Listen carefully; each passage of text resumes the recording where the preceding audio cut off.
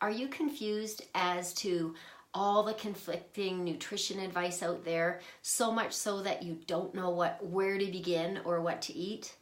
Let me break it down for you.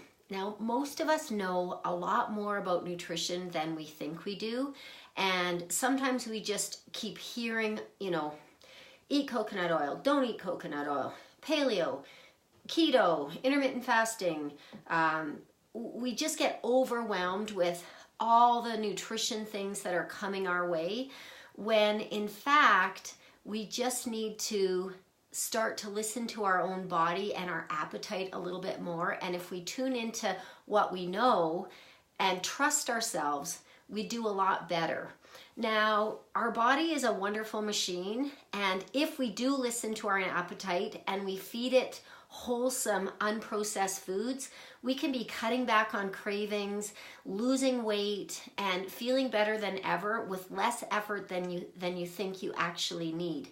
So here's a couple just quick tips that seemingly are common sense, but it's just the consistent application of these things that will help us to lose our menopause belly, fit into our clothes better, be more energized, lose our menopause symptoms, and just feel better overall. Now, the first thing seems fairly obvious, that we need to cut back on processed and sugary foods. If you're looking, we need to become label readers. We don't need to become obsessive about this, but we need to know what we're putting in our bodies. So if we're reading labels, that is a great start. And if there's words on a label that we can't read, it's likely that our body doesn't know how to process it. And when we put kind of foreign things in our body, what happens is it makes it much more difficult to lose weight. It can cause inflammation and pain in your joints and just overall pain and lethargy.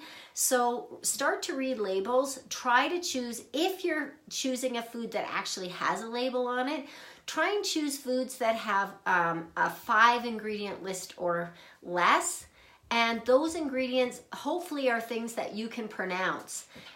Think about something that your grandmother would eat. And if it's something that your grandmother wouldn't eat, it's probably something a little bit more processed than you'd like to be feeding yourself. For example, it's best if we're choosing foods that don't even have a label, like broccoli, apples, grapefruit. They don't have food labels on them because they're whole unprocessed foods. So that's your go-to. So try and choose those go-to foods that are on the outside of the grocery aisles. So you're going to do yourself a favor that when you hit the grocery or the market, you're shopping on the outside of the aisles first and going, not so much on the inside, because that's where the processed foods are. So number 1, read labels. Number 2, choose foods that don't have labels because they are on the outside of the grocery aisles and they're whole and unprocessed foods. And thirdly, choose foods that our ancestors would have eaten. Now, when we're choosing those foods and we're filling our bodies with the wholesome foods, we won't have the cravings.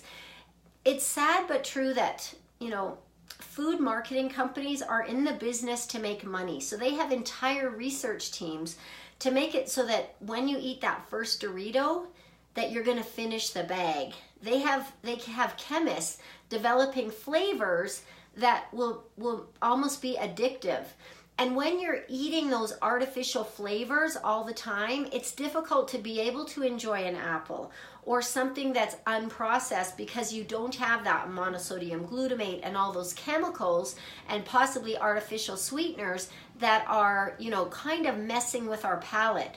So when we get back to those whole foods, they might not be super tasty at first. So you have to kind of cut back on the processed foods and give your palate a time to adjust so that you can taste again.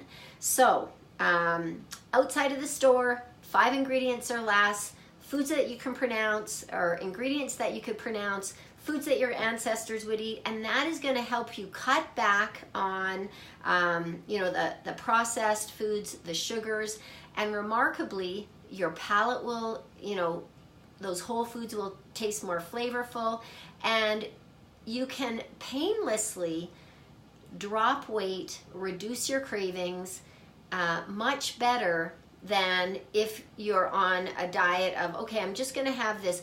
I think one of the worst things is those 100 calorie snack packs, because it kind of keeps you on that processed food, train, where it's like 100 calories of Doritos or cookies. It's like 2 bites. Who wants to eat that? They're created so that you're not going to just have 2 bites. They want you to eat the entire package. So try to get off that processed food. We're getting great results in our Healthy Hormone Challenge. It's a little late to join right now, but I will have a link to get on the early bird list if you missed out. We'd love to have you. Getting great results and fat loss. We've got great recipes in that program.